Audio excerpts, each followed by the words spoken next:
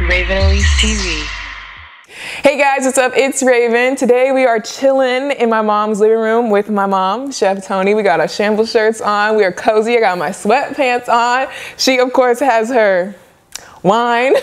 And I just wanted to make this video to have a little chit chat with you guys and talk about the process of actually buying my home, because I took you guys through the process of choosing my home and which home I liked, and I showed you guys all the model homes in my vlog. I showed you guys which one I decided on. If you haven't seen that, you need to get caught up on my house hunting vlogs. But for this video, I wanted to talk more about the paperwork, the process, the finances. Can I even afford this house in the first place, and what all goes into financing a home and the mortgage and all that stuff? So we're gonna chat a little bit about the actual process. I have my mom here because she knows a lot about this stuff. She has experience. In my first house hunting vlog, she mentioned that she has purchased six, you said seven, I think. I can't remember. 6 or 7 homes in her life that she has purchased, that she has owned. So she knows a lot more about this process than I do, because I've never done this. Just to kind of catch you guys up on the process so far, what I have already done. The first thing that I obviously had to do was go look at all the model homes, look at all the neighborhoods. Where do I want to live? What neighborhood? What builder? What model home? And I took you guys through that whole process already, and I chose the model home that I liked. And then from there, I had to pick a lot to build the house on, because that's just the model home, and I'm going to be building my own home of that model home. It gets kind of confusing when you try to explain it out loud, but hopefully that makes sense. So I got a list from the neighborhood of which lots were actually available. I went and kind of looked at them. We went to drive around and kind of looked at the ones that were open. I saw the one that I liked that was still empty, and then I had to put a deposit down for that lot so that I could reserve it and save it for me, so that nobody else would come up and snatch it by the time I got all my paperwork and stuff done. So we already did that. I already put the deposit down for the lot. So after you chose the lot, then the builder actually said that you needed to be qualified for the mortgage, or pre-qualified for the mortgage, through their mortgage company in order for you to be, in order for them to start building the house. So you had to submit an application for pre-approval. And I had no idea what that meant or what that was, but I just knew that it was a company, somebody I had to speak to over the phone, and they were going to ask me about all my income and stuff like that to get approved. Yeah, basically the mortgage company just wants to know that you're a good risk, for them to start putting this money into building the home. So yeah, that was a phone call that I had with them, and like I said, they asked a bunch of questions about my income and just financial stuff and debt. It was the application first, and then the phone call. And while she was on the phone, she checked your credit, and yeah, she looked at what my credit score was and just make sure that I had good credit and good income and all that stuff. She told me that I was pre-approved, so everything was good. We went back and forth a little bit, just making sure that we were going to be good for the amount of the loan, because I'm self-employed. It was kind of convoluted. Well, because you're self-employed, if you have a job, then what they ask you for are your income tax statements, but also maybe your check stubs, 2 or 3 months worth of check stubs, and they also ask you for your income tax returns. But since you're self-employed, you don't get a check from an employer. Yeah. So they want to definitely see the income tax returns, and then also kind of find out, how much your income is from all of the different sources that you have. So basically you could say it's harder to prove or show how much money I really make. I don't have the pay stubs or whatever. They can look at your, and they will look at your income tax returns before the final mortgage, and your business has grown significantly over time. So if they ask to see, say, 2016, then it would be yeah, they don't look at how much money I was making in 2016 when I just barely became a full-time YouTuber in 2015. So by 2016, I was still trying to, you were part-time because you just had a baby. So they just wanted an explanation for that, and they want some other business records, like a profit and loss statement to show how much you've made so far this year. The important part is They pre-approved you and they gave the go-ahead to the builder to start the building process. So in layman's terms, this mortgage company told the builder, she got enough money, she good in the bank account area, in the job area, to where y'all can go ahead and build her this house and she not gonna be like, oops, I'm broke. So got that step done. So then after that, I had a meeting with the builder's representative, and this is where we talked more about the structural options and upgrades, because that is basically the first thing that they need to get straight in terms of everything that you want before they start building, because they have to get that stuff set in stone and get the blueprint made, I think, basically, before they can start building anything. And once you sign the paperwork deciding on what those structural options are, you can't go back, because that's when they're making the blueprint and they're starting everything, and they don't want you to go changing stuff. And blueprints are expensive. Yeah, they're expensive to make. The architect has to like draw it up and everything. So I had a meeting with the builder's representative to talk about which exact options and upgrades I wanted on my house. So that is basically the video that I just already posted, where I was walking you guys through the house and talking about which options I wanted, you know, getting the bigger master bedroom, getting the bigger patio. Do I want to add the media room or not? So if you guys have not seen that video yet, definitely check that out. I literally walk you guys through the whole house and tell you guys all the options, all the add-ons, all the features that I am going to be getting and which ones I'm not going to be getting. So I will link that video down below. So I pretty much decided on which options I wanted, but I wanted to sleep on it one more time and think about it just a little bit longer, because like I said, once you choose this and once you sign it, you cannot go back, you cannot change any features on your house. So I didn't want to sign the paperwork just yet, so I'm still like making sure, and then the next thing I'm going to do is actually go back to them and actually sign the paperwork that says these are the options that I want, I'm not going to change it, and then that's when they're going to draw up the blueprint, and I will have to pay a deposit. You know, they're going to take some money up front for this house. And then that's when, after all of that, then they can actually start building the house. So that's why it's such a long process. And building the house itself is going to take like a year anyway. So that's why I've been telling you guys, it's not going to be until next year that you really start seeing progress with the building. It depends on the builder as far as what they require you to pay them down before they get started building.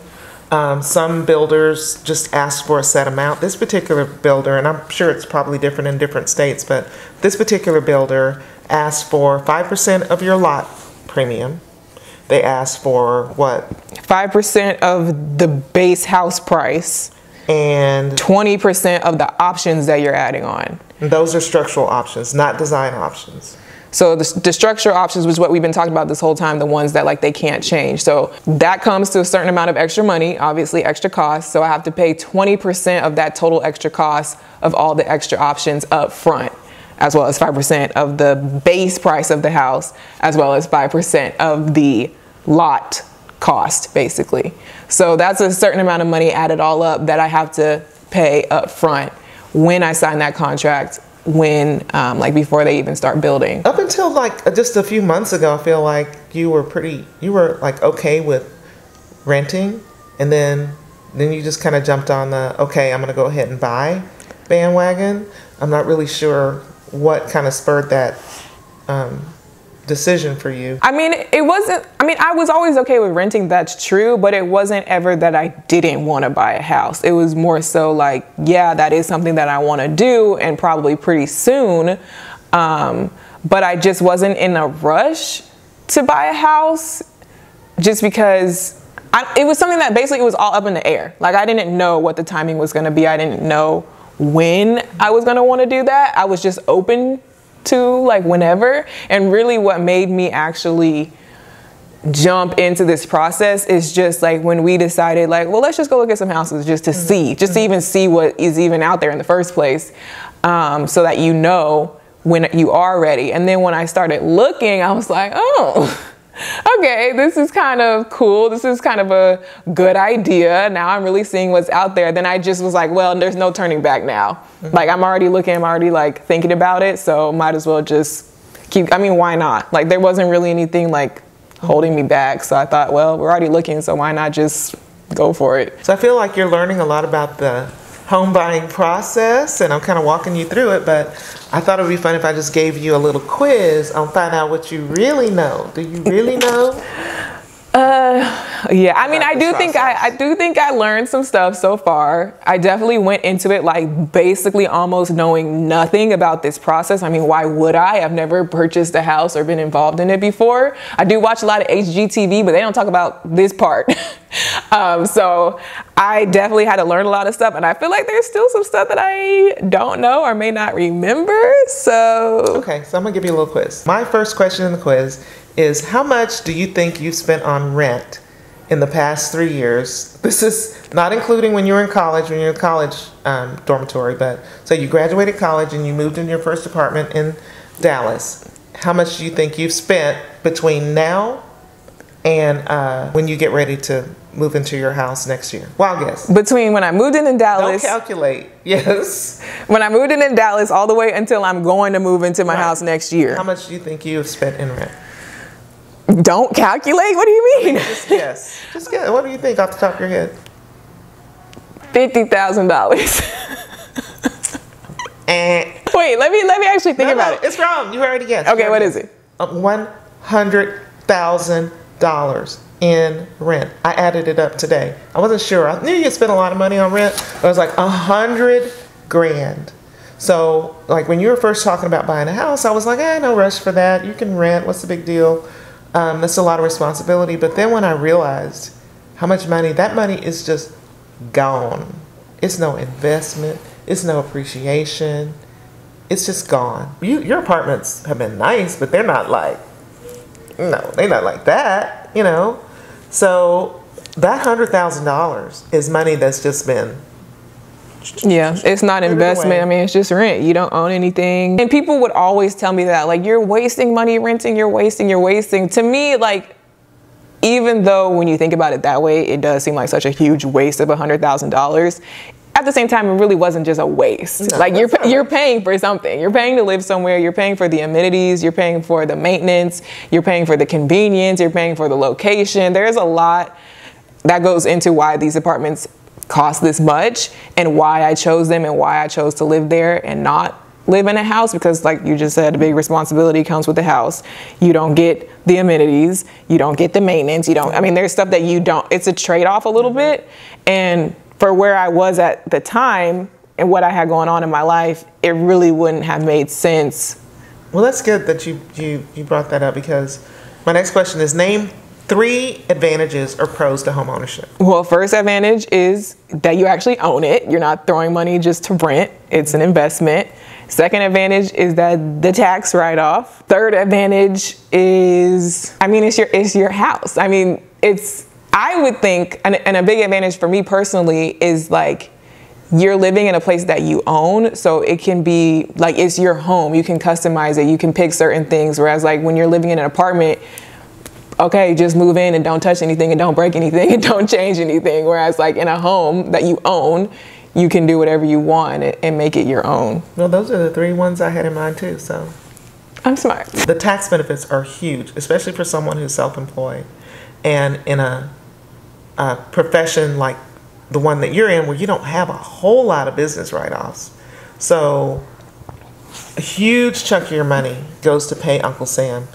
Fortunately, we don't live in a state that has a state income tax, but federal income taxes have been killing you. When they say that a house can give you a tax benefit, that's because up to a certain amount, and fortunately you're below that limit, you can write off your interest, your mortgage interest. You could also write off your property taxes. And so that brings the amount that you have to pay to Uncle Sam down a little bit. The next question is, so I mean, it's not all roses. What are 3 cons to home ownership? The disadvantages to home ownership are already, like I just said, the amenities. I mean, it kind of depends, because it depends on, like, you do get some amenities depending on what you actually have at your own house, in terms of, do you have a pool in your backyard? Do you have a pool in your neighborhood pool? Is it nice? Whereas a lot of like the apartment complexes that I live in, they have really nice pools, workout centers, all that stuff in the main community center of the apartment complex. Sometimes you might not have some of that stuff in your house or in your neighborhood. or you might have to like drive to go to a gym. So like amenities could be a disadvantage. Also the maintenance is a big disadvantage because now it's all my responsibility to keep up with everything in my house or hire someone and pay someone if the whatever breaks or if this goes out or if that goes out. And like even with the landscaping and stuff at an apartment, you don't have to worry about that, but that's going to be all my responsibility. And then a third disadvantage, the cost. I mean, it costs a lot more money to buy a home, build a home, all these down payments. Oh, the other one I was thinking of was that your home is an investment and you do have a certain amount of, you will gain a certain amount of equity in it, probably fairly quickly in the area that you're building in because it is appreciating. But if you like needed to move next month, oh yeah, it would take a little time probably to get your money out of the house. And not only to get my money out of the house. You can't just be like, oh, I'm going, you know. Like that was a big reason as to why people didn't understand why I kept going into apartments and stuff, is because I kept moving. I wasn't like settled in life of where exactly I wanted to live and stay for a long period of time. And if I were to be buying a house, it's a lot more work and a convoluted process to be moving from house to house when you own the house. Whereas an apartment is really not even that hard to break your lease a lot of the times, as long as you can pay the fee. So you can break your lease, pay the fee, move to the next apartment, and it's not that big of a deal. Whereas like obviously it's a much bigger deal to move from house to house. So yeah. I needed that option to be able to move if I needed to. Now, obviously, I don't feel like I need that option because I am just like settling. How much do you have to put down on a house when you're getting ready to buy it? Well, how much do you have to? How much do you have to? Or how much am I going to? How much do you have to put down on a house? 10%. There you go. 10. But you can put more. You can put more. And you can put... I know what I'm talking about. I thought you were like... I have to put money down? No, I thought, because I didn't know if you were saying for me personally or just... 10% is pretty much the minimum. Typically people put between 10 and 20% down. If you put, depending on what kind of mortgage you have, depending on, you know, mortgages will want you to have mortgage insurance, which means it's extra amount you have to pay. That covers them in case you pay your mortgage or you lose your mortgage or something like that. You put down 20%, you don't have to have mortgage insurance. In addition to that, there's another type of mortgage called an 8-10-10. What's that called? Mortgage, where you get a first mortgage 90% and then a second mortgage 10%. You put 10%. Then you can just put 10% down. Is that confusing you? It sounds like Chinese. I'm laughing because it really sounds like Chinese to me. This stuff makes no sense. Don't even need to go into that. So I'm just wondering, does this make sense to y'all? 10%. 10%. Basically, what you need to know, what I needed to know, is that of course you're going to have to put money down in the beginning. It's not just paying your mortgage every month. You have to put money down in the first place, and it's going to be between 10 and 20% of the cost of the home overall. Right. So it's going to be a larger chunk of money, large lump sum that you're going to have to pay up front. And I've already kind of calculated what percent I'm going to put down, and got to think about, you know, because you got to think about your saving up for that, because that's going to be a large chunk. Okay, go ahead. Let's skip ahead. So how do you know, how does someone figure out how much home they can afford? Go on that little website. All I know is that you went on some website where you type in how much money you make. All it is a calculator cheat, but what's the equation? How much money you make, how much in debt you are. Yes. And I don't know what else. That's it. So it's called debt to income ratio. When people give you a mortgage, they want your debt to income ratio to be between 28 and maybe top 43%. If you have a 28% debt to income ratio, then that means the mortgage should be really comfortable for you. Inch it up to 43%, it becomes a little bit more dicey. Because that basically means you're in a lot of debt compared to how much money you make. Yeah. So basically, to me, the way I think about it is like, I mean, it's literally calculating how much you can afford, because they're counting in all the other debt that you're in, your car note, your student loans, whatever else you have. Some people have like medical bills and stuff, plus adding on the house. And then how much do you make a month? Can you really afford it comfortably, and not just like you barely have enough money every month to cover all this? They're seeing like how much wiggle room you have, and that lets them know that it won't be too risky for them to, you know, do business with you. What are some things you need to make sure you've taken care of before you can qualify for a home loan? Pay your debt. I don't know. Make sure that you're paying your debt, paying off your credit cards and trying to make your credit score better, and make it into where that equation is going to look, if there is anything you can do, if you can afford to. That's what I would do. Because I think some people, what I was going to say is I feel like if, like a lot of young people, if it was their first time buying a home and they're doing their own little calculations on what they can afford, they might like cut it real close. Like they'll think, oh, I can afford this because I can afford a $2,000 mortgage because I make $3,000 a month. No, you can't, because when they do the calculator, that's cutting it too close. And according to the mortgage company, no, you can't afford it. And you mentioned one thing, it's just, pay your debt, but really, don't be in debt in the first place. Well, no, you gotta. I mean, that's kind of a trick question, because you have to have had some debt in order to have credit. So, you've got to establish credit, which means what? Going into debt, getting a credit card, getting a loan, getting a car note, having a gas card, whatever. You gotta have that debt so that you can show that you know how to pay that back. Not just paying your bills when you feel like it, paying it when it's due, and not having any late payments on your credit. Yeah, because even the mortgage lady, when we were talking about credit and my credit score, and the problem with me is that I'm young, so I haven't even had a lot of time to even establish credit in the first place. Like, part of your credit score is time and seeing that you're doing certain things over time. So like for me, it might be a good idea to open up another credit card or something, depending, just so I can establish more credit in the first place. But you can't just, she said, it's like you can't just open up a credit card. You have to use it, like use it and pay it off so that they can see you actually doing that. But when you're young, you haven't really had a lot of time to even like do that in the first place. And another thing they want to see is they don't want you to have used up all your credit limits. It's like you're maxing out your card every time. 30%, down to about 30%. So if you have a $1,000 Macy's credit card, you should only owe like $300 on it. You got to stay on your job or have the same business for a couple of years. They want to see stability. They don't want to see you really jumping around from job to job.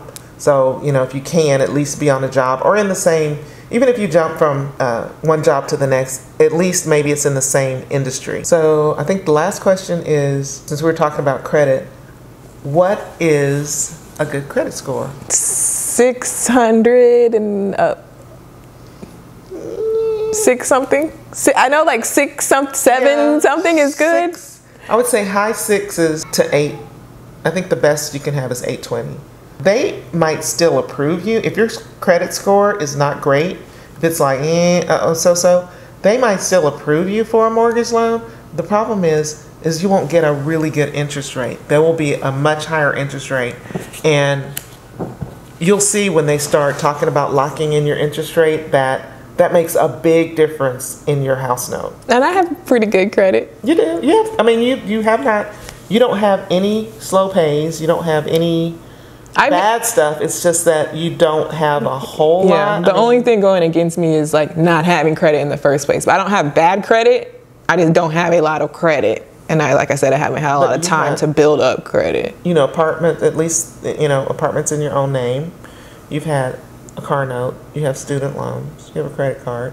So, you don't have a whole lot, but it's still, according to the mortgage company, it's good. So that's the end of the quiz. You did pretty good. Do you have any apprehensions about, how are you feeling like in your gut of guts about this whole process? I don't feel, I feel nervous about it. I feel kind of like scared, but only because it's like uncharted territory for me and I have no idea like what's going on. Like all the detail, like all this stuff that we just talked about was all brand new to me. I had to learn a lot. Now that we've got like, the first little scary steps that I was unsure about, now that we've kind of got that done, I feel a lot better now, knowing that I got pre-approved for the mortgage, knowing that my credit is pretty good, knowing that, You know, we did the calculations on everything. I can afford the house. I know kind of what my mortgage is going to be like. I'm kind of comfortable with the financial part of it now. Now I'm just kind of nervous about the actual building process and what that's going to be like in terms of me being such a perfectionist and being so picky, and I know what I like, and like I just know it's going to be such a process trying to get exactly what I want, and if I can't get certain things, and like that's the part that I'm kind of like nervous about. But other than that, like the overall idea of buying a home and moving into this new neighborhood and having this new lifestyle of like not being in an apartment anymore, like I'm happy about it. I'm excited for it. I'm not really scared to like live in a house, because I live in a townhome right now, and with the way that my community is set up, it kind of feels like I already live in a regular little house. The difference is that this house is going to be bigger and it's not going to be in an apartment community, but I just don't really feel like it's that big of a jump in terms of how it's going to feel to live there. So I'm not really nervous about the whole idea of like buying a home and moving into my own home. Well, I will tell you, having been through this process a few times, you're gonna be upset. There's gonna be some times you're gonna be mad. Things are not gonna go perfectly. They're gonna mess some stuff up. They're gonna. That's what I'm not. They will possibly fix it. They will possibly try to make it right. I think your builder is reputable, and I've known some people who built with them before, although they hadn't been build our house. You know, everything's not gonna go perfectly. You're gonna have to let go of some of your perfectionism. You're gonna have to realize that it's just a house. It's just brick and mortar and stucco, and it's not that serious. You're gonna end up with 95% of what you want. See, that's where it's gonna see, because my thing is like, I already know I'm gonna be mad if they mess something up. If they tell me, oh, we can't do this, we can't do that, I'm gonna be mad because it costs too much money for y'all to be messing it up for me to not get what I want. So I don't know. I am excited. So like the next steps, basically now that we've kind of got all the financial stuff done. So surprise, surprise, this title was clickbait. I can't afford my house. I already know I can afford my house. I already did all the budgeting, the calculations. So we're good on the financial end. We're pretty much good on with the mortgage and all that stuff. Now it's really kind of time for the fun part. Well, in my opinion, this is the fun part where you're building and you're designing your home. So I'm gonna get to go actually, there's a, what do you call it? Design Center open house, where they're gonna be having like all the design options, like the cabinets and the countertops and the floors and whatever other things like that you get to pick out, and all the colors and materials. They're gonna have an open house where you can kind of look at samples of each color, just kind of get an idea for what the options are. So I'm really excited to go to that. We're doing that this weekend. And so I can just at least kind of scared of that, because I already know. What? You're gonna look at the stuff that's standard. You're gonna be like, I mean, yeah, I already know that too, because you can't, you know, even from looking at the model homes, they're like, oh, this is standard. This is your standard countertop that you get. This is your standard floor that you get. And I'm like, this, no, well, most of the stuff ugly. in the model home are upgrades, and that's why, you know, yeah, she walked you through that, because they're like, nope, this doorknob is an upgrade. But it's just they get you because you look at the upgraded model home first, or at least I did. I kind of looked at a lot of the upgraded stuff. If they made a model home with all standard stuff in it, it'd be horrible. I mean, it's not horrible. Like some people were like, Raymond, you're so picky. Like, why are you being like that? Well, because I'm paying for it. So if I'm gonna pay, if it's mine and I get to choose it, of course I'm gonna choose what I want. I'm not just gonna choose all the standard stuff that I don't want. But, you know, obviously, if I had to live in a standard home, I would be thankful either way just to live in a home.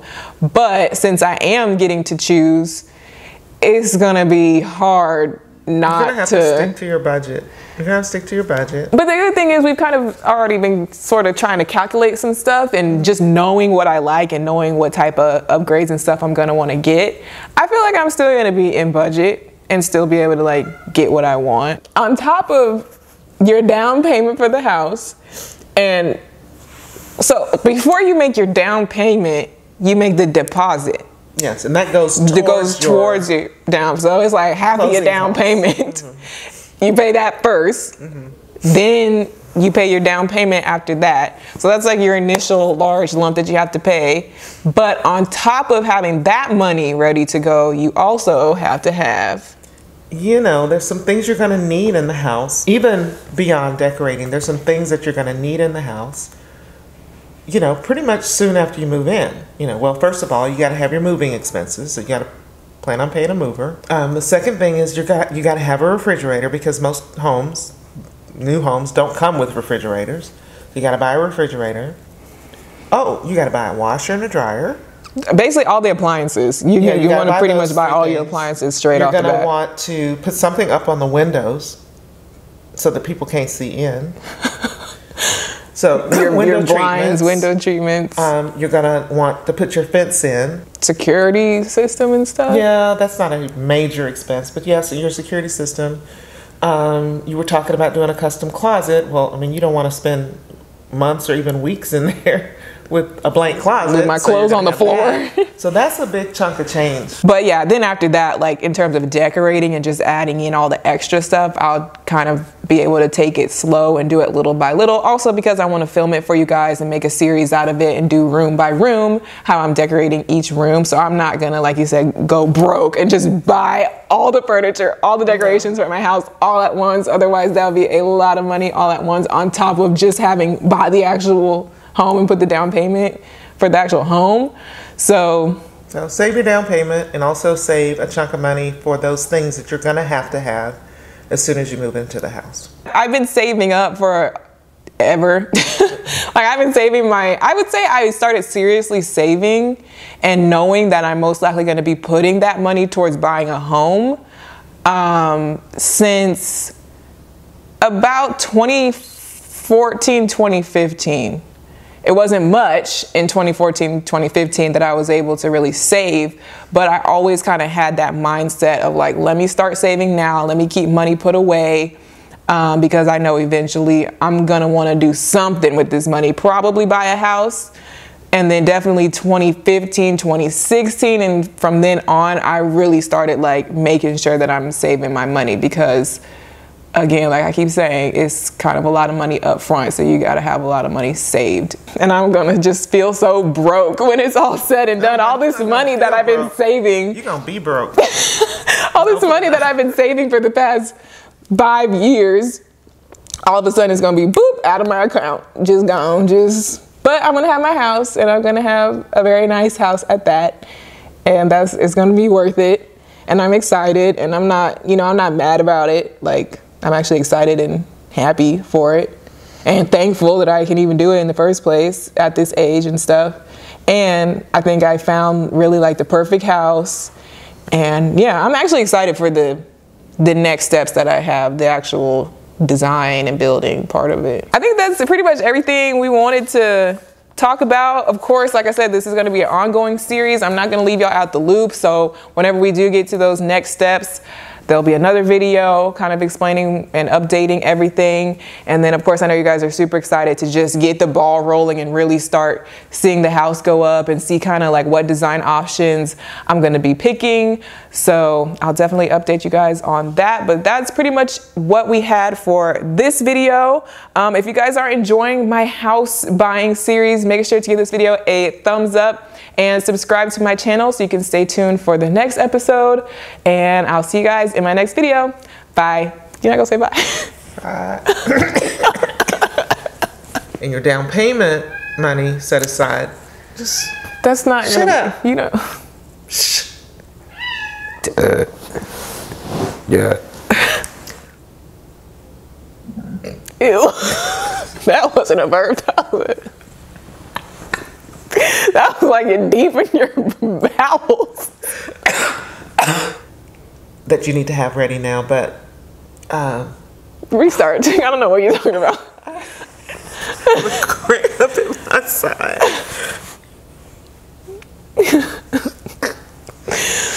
What? Okay, so you were taught. One thing we didn't touch on is you were. You're like choking while you're talking. What? Because you're gonna look at me crazy. Okay, what? I was just gonna say that the one thing that. What? Okay, Okay, what? I want to talk about the amount of money that you have. Why I can't stop now? Because you're like, every time I look at you, you're like dying.